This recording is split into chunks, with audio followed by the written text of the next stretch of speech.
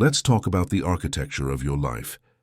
Not the grand, sweeping design you see in magazines or on social media, but the real, lived-in structure, the one with the scuff marks on the floors, the doors that sometimes stick, and the windows that offer a view you might feel ambivalent about. This structure, the one you inhabit every day, is built upon a foundation of beliefs. And the most critical thing to understand about these beliefs is that most of the barriers you perceive are temporary. Most of the gatekeepers you fear can be bypassed, and most of the limitations that chafe at you exist only because on some level you have accepted them. This isn't a motivational platitude, it's a psychological truth. The map of your potential is not drawn by external forces alone. Your hand is always on the pen.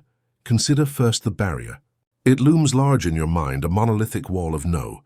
It's the job you didn't get, the skill you can't seem to master, the financial hole that feels bottomless, the rejection that stung with the force of a universal verdict. In that moment of impact, the barrier feels absolute and permanent. Your nervous system, wired for threat detection, screams that this is a final state. But here is the crucial distinction. The event is temporary. The interpretation of the event is what we risk making permanent. The rejection letter is a single piece of paper, a fleeting moment in time. The story you tell yourself about it, I'm not good enough. This field is closed to people like me, I should just give up, is the real barrier, and you are its primary author. We confuse the temporary circumstance for a permanent identity. We take the storm and decide it defines the climate of our entire lives.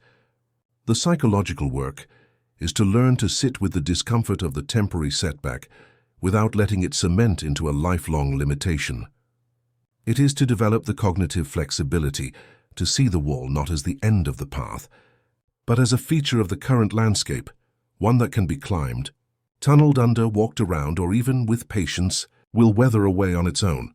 The barrier's power is granted by your perception of its permanence. The moment you see it as temporary, its stature shrinks dramatically. Then there are the gatekeepers. These are the faceless figures who hold the keys to the kingdoms we wish to enter. The hiring manager, the curator, the publisher, the investor, the senior executive. We build them up in our imagination into omnipotent judges, their yes or no the final word on our worth and our destiny. This is a profound and ultimately disempowering illusion. It places your fate entirely in the hands of another fallible human being who is almost certainly operating with their own biases, limited information, and a set of pressures you know nothing about. To see them as a monolithic gate is to misunderstand the nature of opportunity. Gatekeepers are not standing at the only entrance to a walled city. More often, they are simply one person, guarding one particular door on one particular street. The psychological shift required here is from a mindset of supplication to one of agency and creativity. You stop focusing all your energy on persuading that one gatekeeper to open their specific door, and you start looking for the other ways in. Is there a window around the back? Can you collaborate with someone who already has a key? Can you build your own door? Can you create something so compelling that it draws people out to meet you? The digital age has shattered the monopoly of traditional gatekeepers. Artists no longer need a gallery to show their work. They can build an audience online. Musicians don't need a record label to distribute their music. They can connect directly with listeners. Entrepreneurs can crowdfund their ideas, bypassing skeptical venture capitalists. This isn't to say it's easy, but it is to say the power dynamic has fundamentally changed. The real gatekeeper was never just that one person.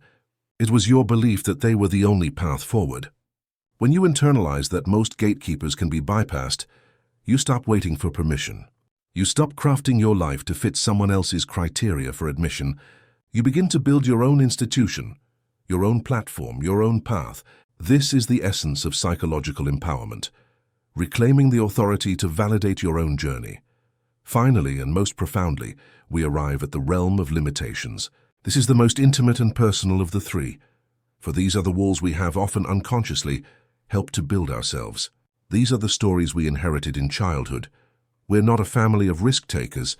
Money doesn't grow on trees. Be practical.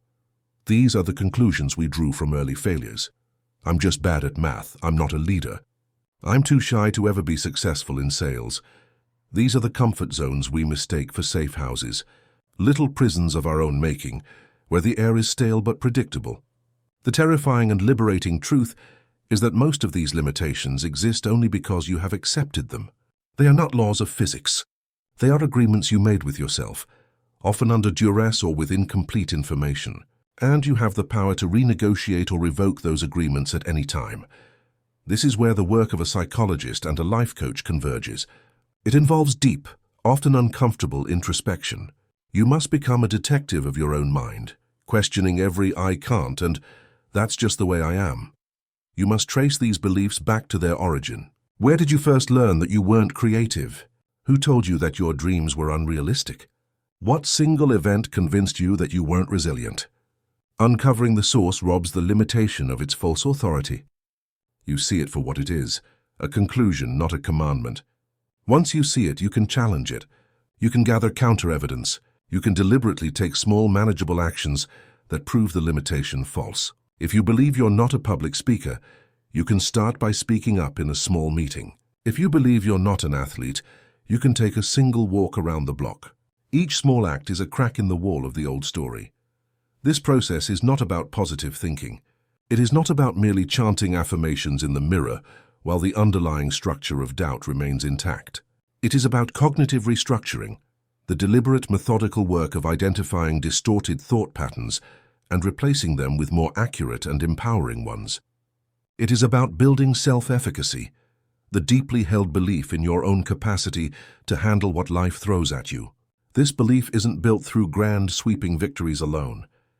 It is built through the accumulation of small triumphs, the difficult conversation you initiated, the project you finished, the fear you faced, the no you received and survived.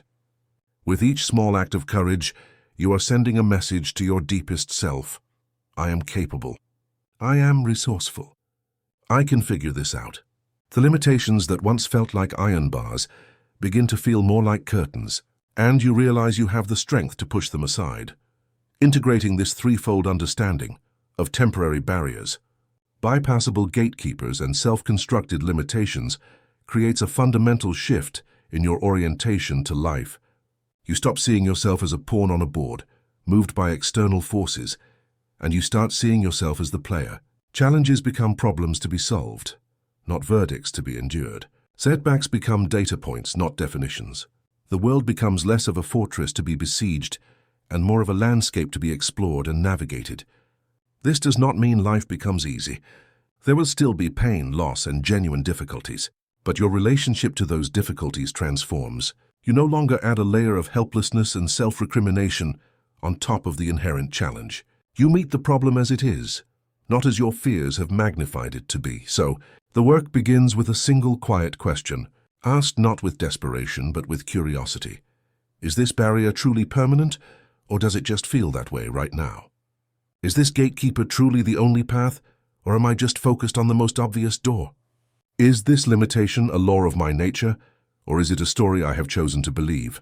The moment you ask these questions, you have already begun to change the architecture of your life. You have picked up the pen and started redrawing the map. The walls begin to look less solid, the gates less imposing, and the horizon, once distant and blurry, starts to come into a clearer, more attainable focus. The journey forward is not about having all the answers, but about refusing to be held hostage by the wrong questions. It is about understanding in your bones that you are far more the author of your constraints than you have ever allowed yourself to believe, and therefore you hold the power to write a much different story.